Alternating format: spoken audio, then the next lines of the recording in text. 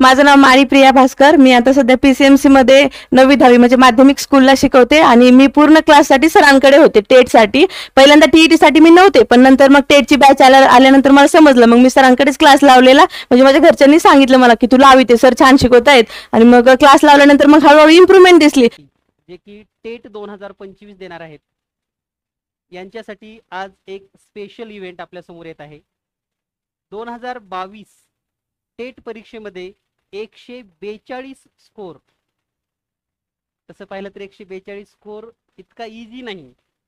तुम्हीही आता सराव परीक्षा देत असाल तर 142 स्कोर घेणं आणि टेट परीक्षेमधील हे यश घेतलेल्या विद्यार्थिनी प्रिया माळी मॅडम या ठिकाणी आज आपल्या स्टुडिओमध्ये आलेले आहेत.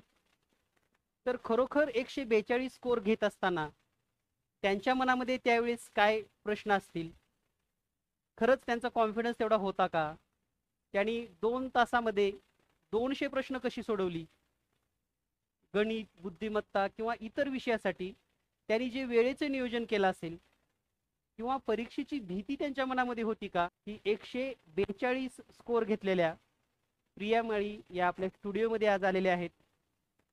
तुमच्याशी हितगुज करणार आहेत की अगदी काही दिवसामध्ये परीक्षेला जाणार आहात. परीक्षेमध्ये कोणत्या पद्धतीने आपल्याला परीक्षा फेस करायची आहे, किंवा या परीक्षेचं टार्गेट आपण कसं ठरवायचं आहे, परीक्षेच्या कालावधीमध्ये नेमकं काय नियोजन करायचं आहे, आणि ॲक्च्युअल 200 मार्काचा पेपर 2 तासामध्ये कसा सोडवायचा आहे, अशा बऱ्याचशा टिप्स या ठिकाणी मॅडम आपल्यासाठी घेऊन आलेले आहेत. तर मी आपल्यातर्फे आणि जीनियस मॅथ टीमतर्फे मॅडमचं या स्टुडिओमध्ये स्वागत करतो. यानंतर मॅडम स्वतः आपल्याशी संवाद साधतील.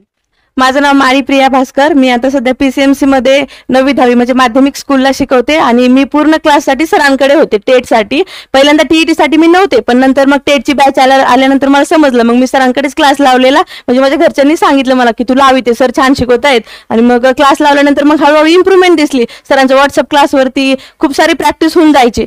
पण ते सर्व चालू असताना शेवटी झाला, अभ्यासही झाला, वर्ष झालं, बॅचही संपली, खूप सारे एक्झाम्स दिल्या, स्कोरही चांगले यायचं. नेहमी सरांच्या टचमध्ये राहायचं की कसं कसं अभ्यास करायचं, सर आता असा असा स्कोर येतोय.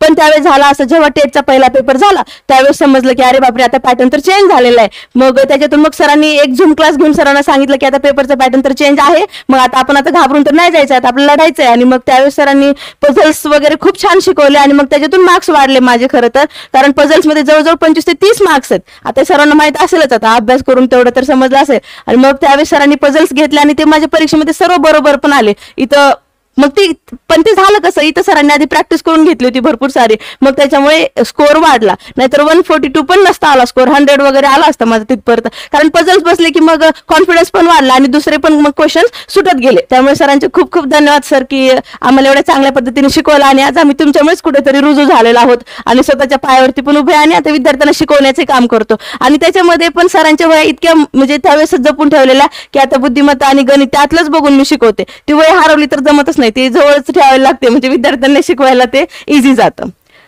धन्यवाद सर. 2 तासामध्ये 200 मार्काचा पेपर कसा कव्हर करायचा?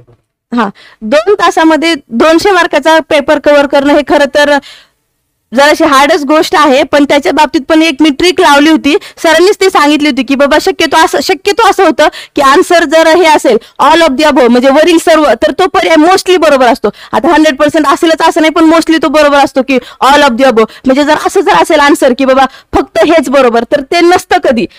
प्रश्नाचं उत्तर नेहमी हे असतं की ऑल ऑफ दी अबोव्ह हे एक जवळजवळ बरोबर असतं. आणि अजून एक मानसशास्त्रासाठी म्हणाल तर ज्याचं आन्सर मोठं आहे ना ते शक्यतो उत्तर येत होते. बघा आता टेटच्या त्या परीक्षेत तर आल्या, तर या परीक्षेमध्ये काय माहित, पण शक्यतो ते येत होते. ज्याचं आन्सर मोठं ते उत्तर असायचं मानसशास्त्रामध्ये. आणि मग बुद्धिमत्तेसाठी तर म्हणाल तर जास्त प्रॅक्टिसच महत्वाची आहे. आपलं ABCD असेल, संख्यामाला असेल, ते तर सरांच्या इथून होतच आपलं संख्यामाला आणि अक्षरमाला, त्याच्यावरचे पण भरपूर सारे प्रश्न येतात आणि ते आपल्या इथंच सर्व कव्हर होऊन जातं. जीनियस मॅथ क्लास लावायच्या आधी मॅथ्स मध्ये एवढं काही येत पण नव्हतं. बेसिक मध्ये म्हणजे आपलं व्हॉल्यूम असेल, क्यूब काहीच माहित नव्हतं. आणि मग सरांकडे क्लास लावायच्या नंतर पूर्ण मॅथ्स एकदम क्लिअर झाला. आताही मुलांना शाळेत शिकवण्यासाठी पण त्याचा खूप जास्त फायदा होतो. त्यामुळे आपण सगळ्यांनी सांभाळून ठेवलेलं आहे आणि त्यातूनच विद्यार्थ्यांनाही शिकवायला मदत होते सर्व. आणि आता मॅथ्स एकदम जसं सर म्हणतात गणित हा जगातील सर्वात सोपा विषय, आणि ते खरंच आहे. ते सरांकडे आल्यानंतर समजतं की गणित हा जगातील सर्वात सोपा विषय आहेच. ना आज जीनियस मॅथ कॅम्पसमध्ये मी आले, खूप छान वाटलं सरांना भेटून. आणि टेटच्या वेळेस एक अनुभव सांगायचा म्हणजे टेटच्या परीक्षा आधी सरांनी बोलले की मला असं का वाटतं म्हणे की आपला पेपर काहीतरी चेंज होऊन येणार आहे म्हणे, थोडंसं वेगळं येणार आहे. आणि मग नंतर सरांनी थोडीशी स्ट्रॅटेजी पण बदलायला सांगितली सर्वांना. मग आम्ही त्याच्यानुसार ते फॉलो करत गेलो आणि त्याचा खूप जास्त फायदा झाला. विद्यार्थ्यांचे अनुभव सरांनी आमच्याशी शेअर केले, ज्यांचे पण आधी पेपर व्हायचे ना त्याच्यानुसार सरांनी पण स्ट्रॅटेजी बदलली आणि आम्हालाही त्याचा खूप जास्त फायदा झाला.